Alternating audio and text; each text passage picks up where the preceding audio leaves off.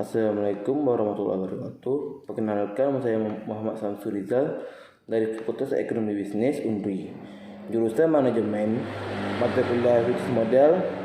Di sini saya akan membahas tentang cost struktur. Pengertian struktur biaya atau cost struktur merujuk pada komposisi dan proporsi relatif dari biaya tetap dan variabel yang dikeluarkan oleh suatu bisnis.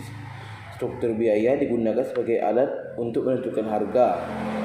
Jika perusahaan menggunakan strategi penetapan harga, proporsi biaya ini juga bermanfaat bagi perusahaan ketika mengambil langkah efisiensi. Selanjutnya, tipe-tipe struktur biaya. A. Cost driven. Cost driven merupakan faktor-faktor yang mempunyai efek terhadap perubahan tingkat biaya total untuk satu objek biaya.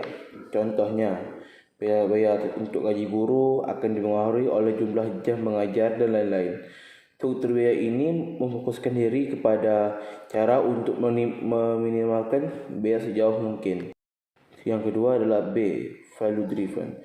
Tipe ini berbanding terbalik dengan tipe pertama tadi. Tipe ini tidak akan mungkin menggunakan low price sebagai bagian dari value proposition mereka. Mereka lebih memilih untuk menciptakan suatu produk dengan fokus pada premium value proposition serta model service personal tingkat tinggi dengan menawarkan fitur-fitur khusus pada market mereka. Karakteristik struktur biaya. A. Biaya tetap.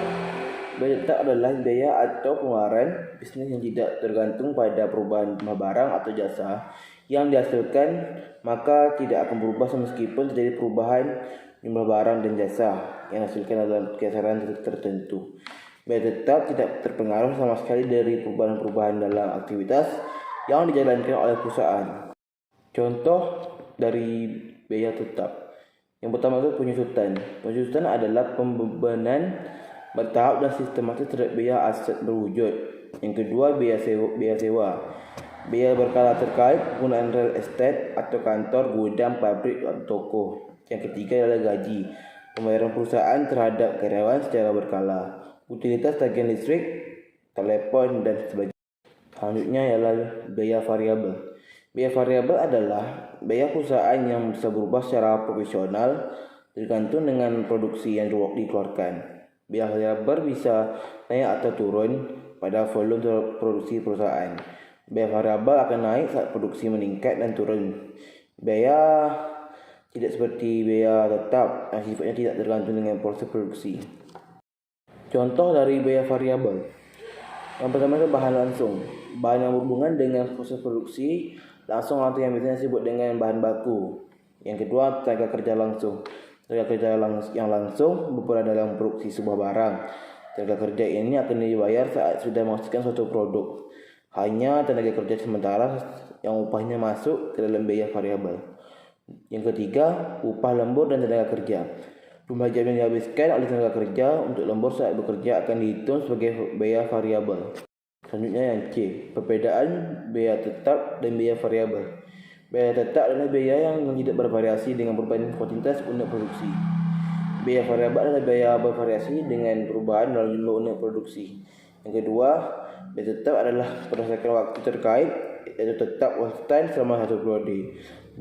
Berbeda dengan biaya variabel yang berhubungan dengan volume, yaitu berubah dengan perubahan volume.